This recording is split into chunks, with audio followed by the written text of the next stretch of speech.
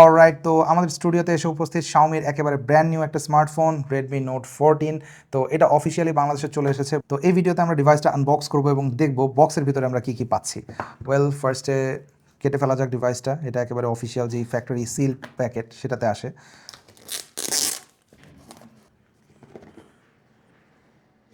Alright, তো প্রথমে পাচ্ছি আমরা একটা এনভেলপ, যার ভেতরে আমার মনে হয় আমি জানি কি পাচ্ছি। একটা সিম ইজেকশন পিন, কিছু পেপার ওয়ার্ক রয়েছে, আর একটা সিলিকন কেস যেটা ব্ল্যাক কালারের, এটা একটু পরে দেখছি। দেন এর পরের কম্পার্টমেন্টে আমরা পাচ্ছি ফোন অফ কোর্স, এবং আমার যে রিভিউ নিট এটার কালারটা black, it looks really sleek then এর পরের কম্পার্টমেন্টে আমরা পাচ্ছি আরও দুটো অ্যাক্সেসরিজ, যার মধ্যে রয়েছে একটা USB A to C কেবল এবং 33 ওয়াটের একটা চার্জার।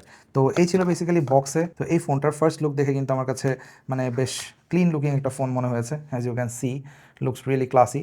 তো এটার ফার্স্ট ইমপ্রেশন এবং আমার ওভারভিউ খুব শীঘ্রই আসছে চ্যানেলে, সো স্টে টিউনড।